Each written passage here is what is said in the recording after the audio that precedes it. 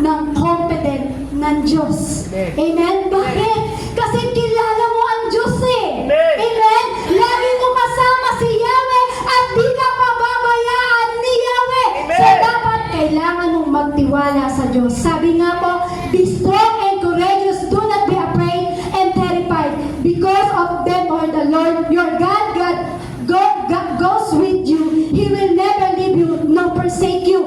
Do not blame God. Tama po? Sa panahon na ikaw ay nakakulong, sa panahon na hindi mo malaman kung saan ka pupunta, sa panahon na hindi mo maiintindihan saan ka pupunta, kung saan pupunta ang buhay mo, do not blame God.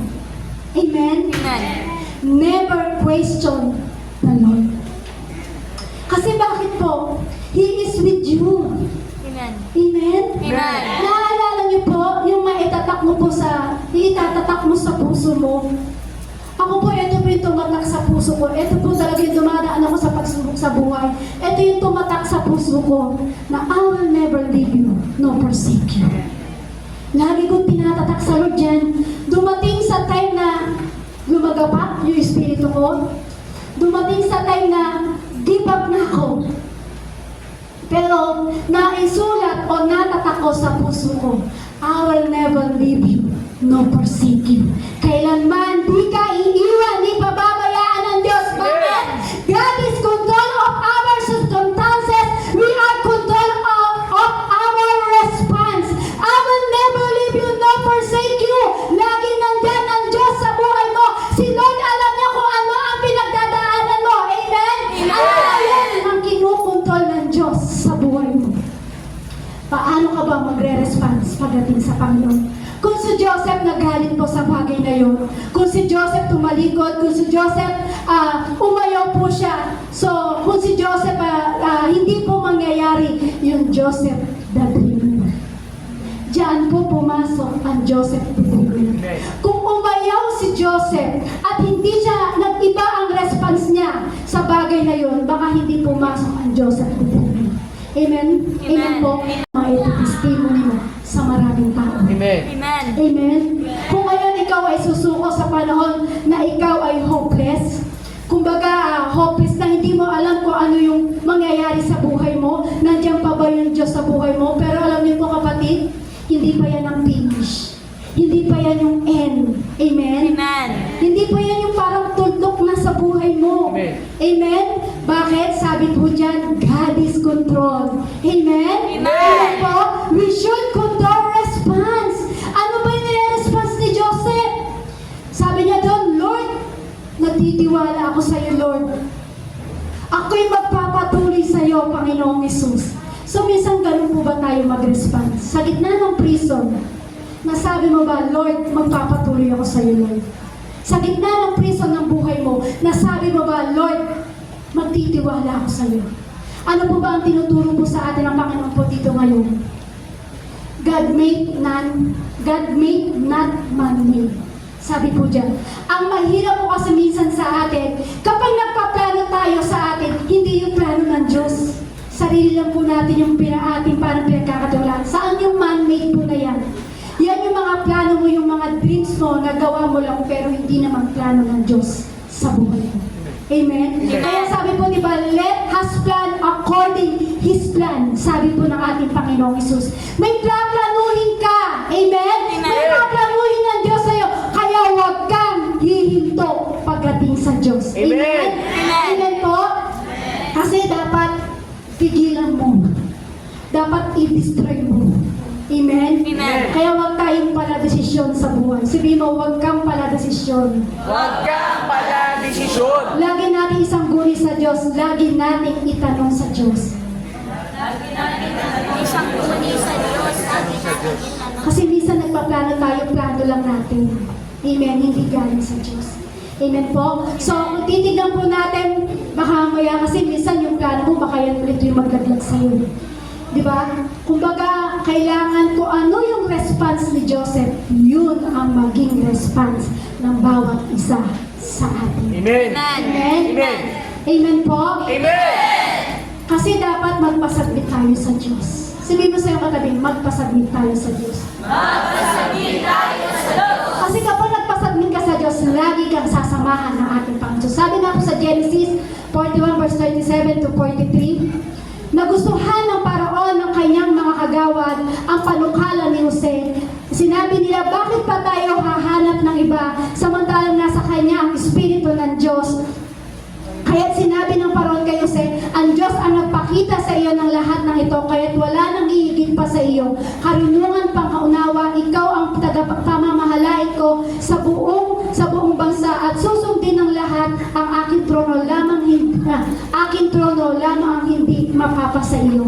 Nang si Joseph po ay nasa prison, nanaginip po yung kanyang mga kasama na ininterpret niya ito, yung panaginip ng dalawang kasama niya doon po sa prison. So, babasahin lang po natin para at least alam po natin kung ano yung naging panaginip nila. So, kayo po ba na naginip?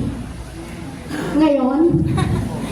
Hindi po. Okay, ngayon. Sabi po dito sa Genesis chapter 40, verse 9 to 16. Yan, basahin ko po sa inyo. Ito po yung naging panaginip po ng mga kasama po ni Joseph po sa prison. Sabi po dito sa unang kasama niya po sa prison, sa verse 40, verse 9, sabi po dito, ang tagapangasiwa ng inumin, ang unang nagsalaysay at ang sabi nito, napaginipan ko sa harapan ko ay may puno ng ubas na may tatlong sanga. Pagsibol ng dahon nito, namulaklak na rin at kaagad na hinog ang mga bunga. Hawak ko noon ang kopa ng Paraon, kaya't pinisa ko ang ubas sa ibinigay ko sa Paraon. So, yun po, kumbaga, ito po yung napaginipan ng unang puto kasama po sa prison ni Joseph. So, hindi ko na po sabihin kung paano po na-interpret ni Joseph, basta na-interpret niya po yung panaginip po ng una po. So, yung pangalawa, na naginip naman po yung pangalawa. Sabi po dito, nagpakita sa punong paridero na maganda ang kahulugan ng, sabi po dito sa pangalawa po, sabi po dito, hanapin ko po yung pangalawa. Ayun po, sabi ito, pagkakita sa punong paridero na maganda ang kahulugan ng panaginip sa kanyang kasama, sinabi nito kay Jose, ako'y nanaginip din. May buhat daw akong 3 basket sa aking ulo, sa aking ulo, sa basket na nasa ibabaw na nakalagay ang iba't ibang pagkain hinuto para sa Paraon. Ngunit ang pagkain iyon ay tinutuka ng mga ibon. So yun po, napaliwanag din po ni Joseph po yun. So after 2 years po, sabi po doon, yung kasama po ni Joseph, after 2 years, sabi po kasi ni Joseph, huwag mo akong kakalimutan. Banggitin mo ako sa hari para at least sabihin mo na ipaliwanag ko yung panaginip mo para at least ako ay makalaya. So ito po nangyari, nakalaya na po yung kanyang mga kasama po doon sa prison. So after 2 years po, yung nasa kulungan po si Joseph, minsan po, matagal po talaga ang process ng Lord sa atin. Amen? Amen. Minsan di parang, minsan di ba parang nakakainip na yung test po sa atin, Lord. So, parang itinatry pa rin po natin na magtiwala sa ating buhay. Pero minsan, kahit naiinip ka na, huwag kang babalik sa mundong kinagisnan mo, sa mundong ito. Amen? Huwag mo nang babalikan yung mundong buhay mo dati na parang kay pangit-pangit. Amen? Pero alam niyo po, dapat manatili pa rin yung presence ng Lord sa atin. Manatili kang magtiis ka lang, kapatid. Amen. Katulad ni Joseph, matiis lang po siya. So, ang tagal po niya dun sa prison kasi kung titignan po natin, meron po kasi minsan sa tagal ng process po ng Lord sa atin, meron kasi konting babasagin ng Diyos sa buhay niya. Amen? Amen. So, after 2 years, nakita naman po ng Lord ang puso ni Joseph. Kaya ano po ginawa po? Naalala ng dating kasama ni Joseph na nanaginip at ito po yung napaliwanag. So, ito pong hari ay nanaginip. So, sabi po ng kanyang kasama, sabi niya, meron akong kasama sa kulungan na naipaliwanag niya yung aking panaginip. So, ginawa po ng hari, tawagin siya at kunin siya. So, ngayon po ang nangyari po dito, ito po yung panaginip ng hari. Pagkaraan ng 2 taon, ang Paraon naman ay napaginipan niyang siya ay nakatayo sa pangpang ng ilog Nilo. Walang ano-ano'y may 7 magagandang natatabang bakang umahon sa ilog at nanginain ng damo. Umahon din mula sa ilog na iyon ang 7 pangit at payat na baka. Lumapit ang mga ito at kinain ang 7 matatabang baka at nagising ang Paraon.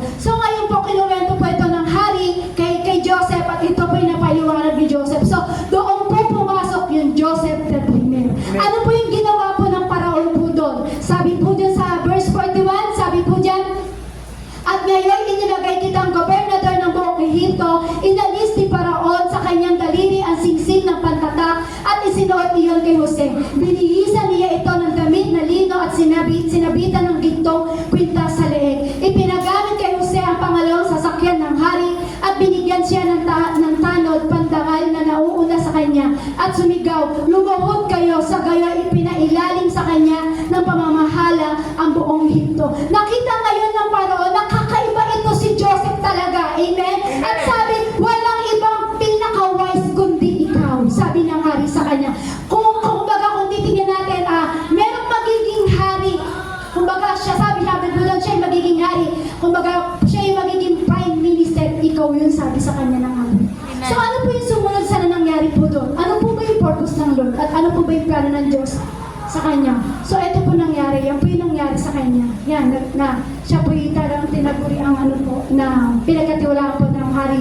So, kung titignan natin, mula sa pit to prison, nasa palace na siya. Amen. Amen? Kapag ikaw ay humunto, nung nasa prison ka, hindi mo mararanasan ang palas. Amen. Kung si Joseph sa prison pa lang, huminto na siya, gumibap na siya, hindi niya mararanasan ang palas na yan. So ikaw kapatid, sa gitna ng prison ng buhay mo, kung huminto ka, hindi mo mararanasan yung palas. Amen. Amen? Mga kapatid, after trial, dapat makita mo may katagumpayan. Amen.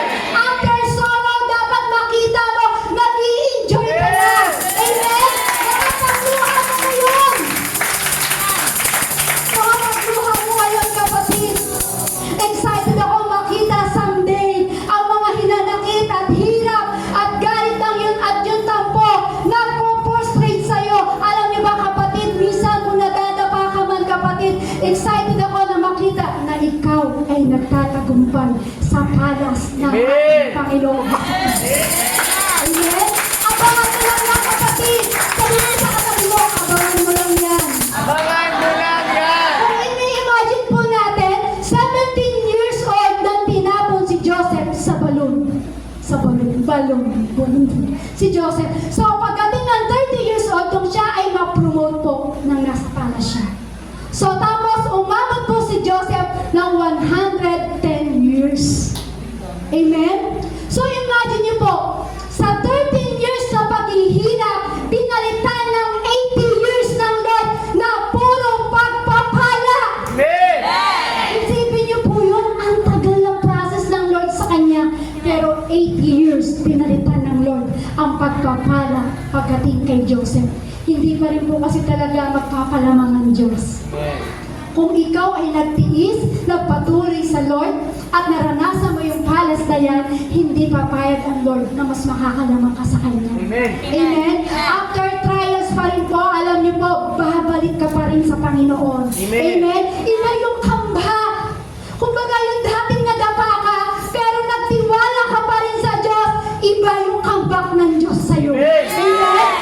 Yung after trials mo, iba yung comeback eh. Kaya sabi nga po sa Jeremiah chapter, "Pagkat batid kong lubos ang mga plano ko para sa iyo, mga planong hindi ninyo ikasasama, kundi para sa inyong ikabubuti. Ito'y mga planong magdudulot sa inyo ng kinabukasang punong-puno ng pag-asa." Hindi sinungaling ang Diyos. Amen?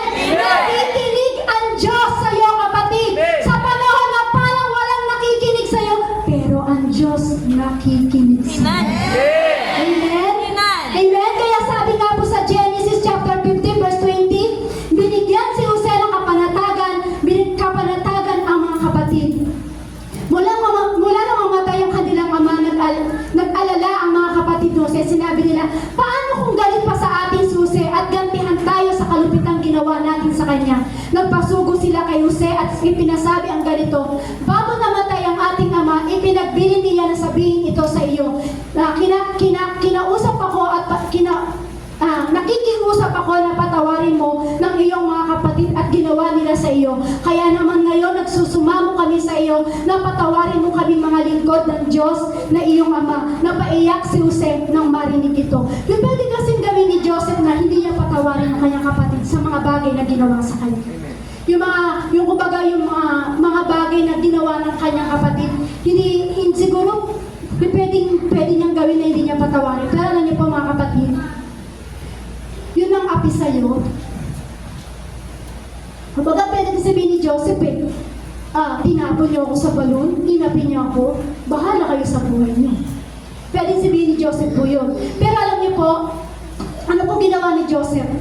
Hindi po siya nagalit.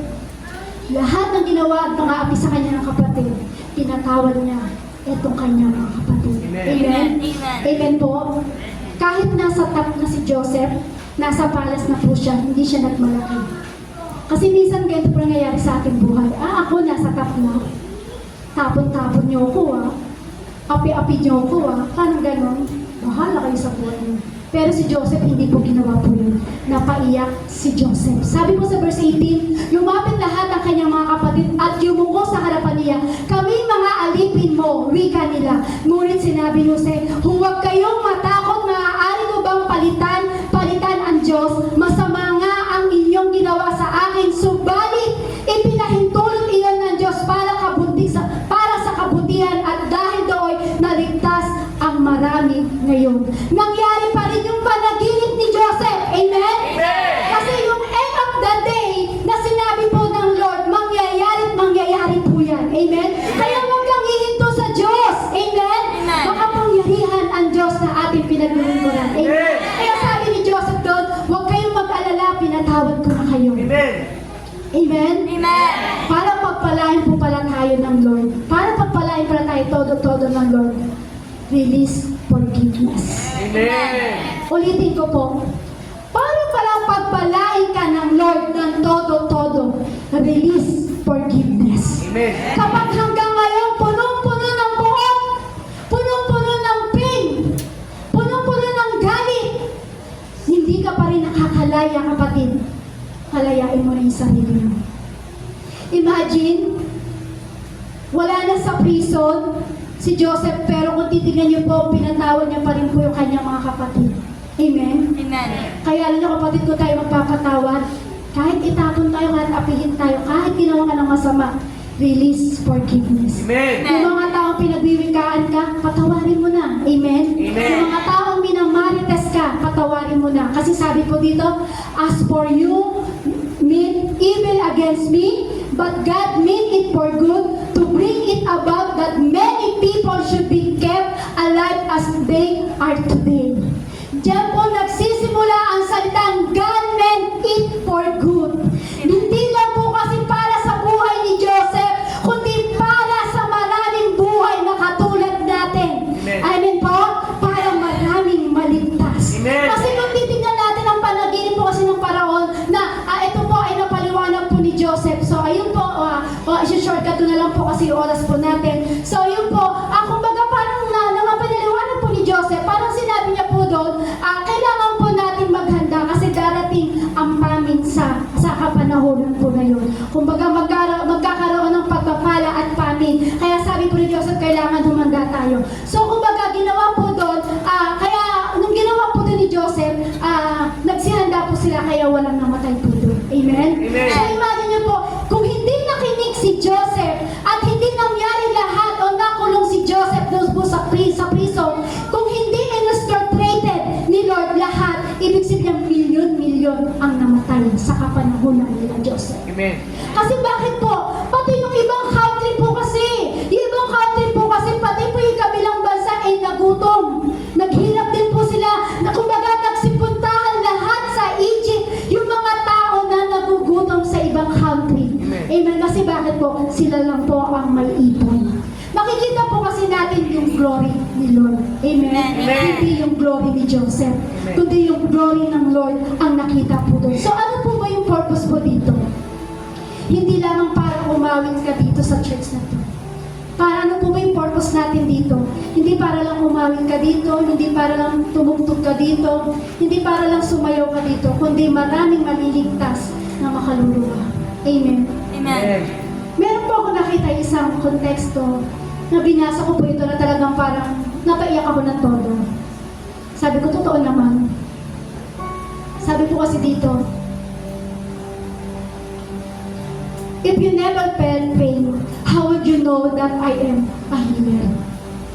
If you never went through difficulty, how would you know that I am deliverer? If you never had a trial, how would you know that I am comforter? If you never made a mistake, how would you know that I am forgiving? If you never were in trouble, how would you know that I will come to your rescue? If you never were broken, how would you know that I can make you whole? Kaya naman, kung hindi ka nakaranas na parang basag ka, paano mo malalaman na Lord na can make whole again? If you never had a problem, then how would you know that I can solve them? If you never had no suffering, then how would you know what Jesus went through? If you never went through the fire, then how would you become pure? If you gave all things, how would you appreciate them? If I never corrected you, how would you know that I love you? Maraming beses na kunorek tayo ng Diyos. Marami tayong beses na kinukorek ng Diyos. If you have all power, then how would you learn to depend on me? If your life was perfect, then what you need for me?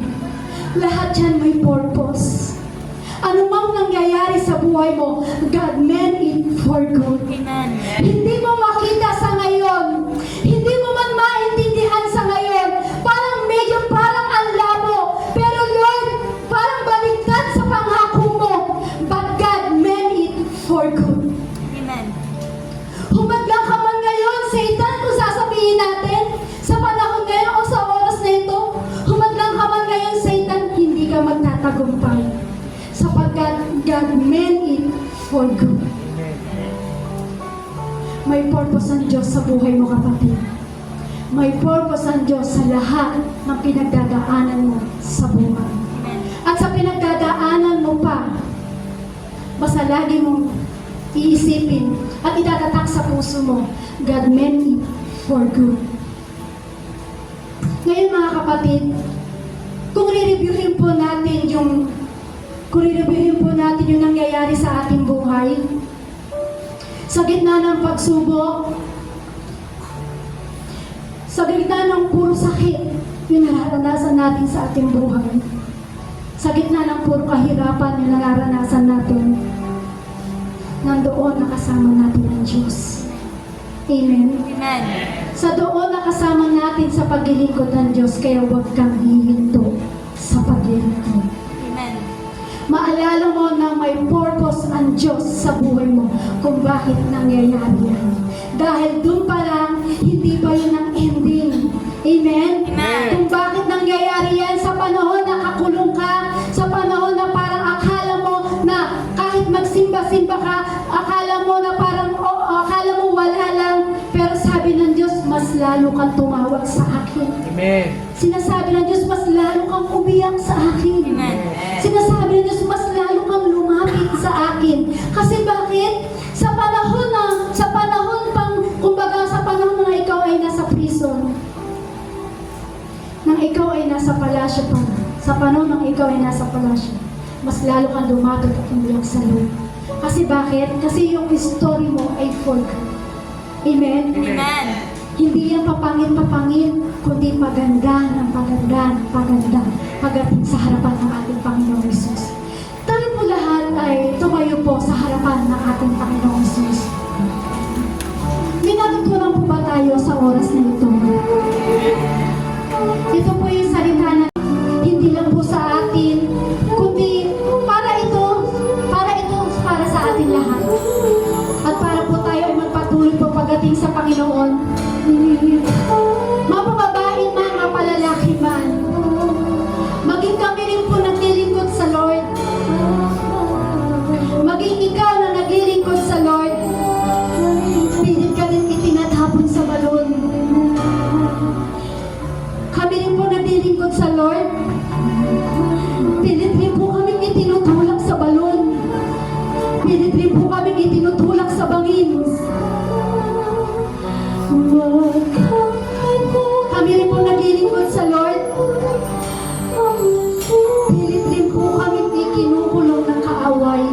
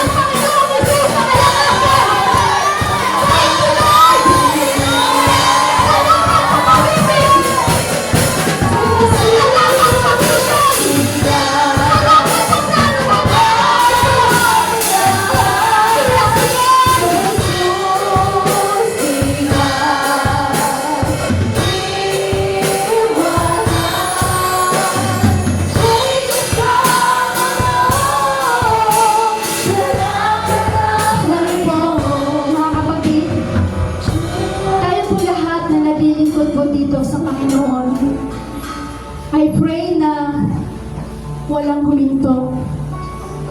Sa lahat na nagtitiwala po sa Panginoon na nandito sa church na ito, I pray po na walang give up. Wala nang mababawa sa atin. Nandyan ang Diyos. Orchestrated na ng Panginoon anumang meron sa buhay mo. Kaya sa oras o pasalamatan mo ng grabe ang Diyos sa buhay mo. Hallelujah. Hallelujah, Lord Jesus. Thank you, Lord. Thank you, God.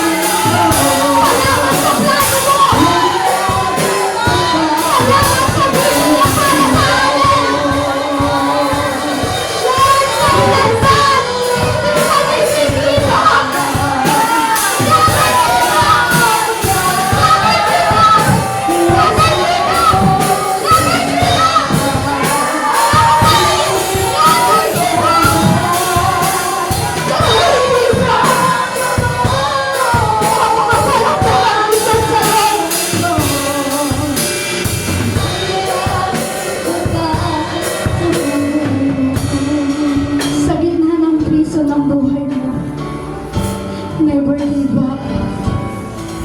Huwag kang maayaw. Kasama mo ang Diyos.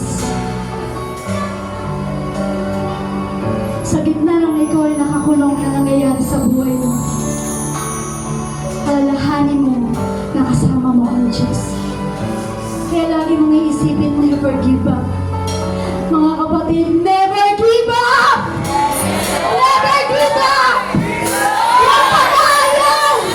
Huwag mag-ihinto! Lumaban ka! May plano ang Diyos sa buhay mo! Kasama mo si Yahweh! Kasama mo si Yahweh! Thank you, Lord!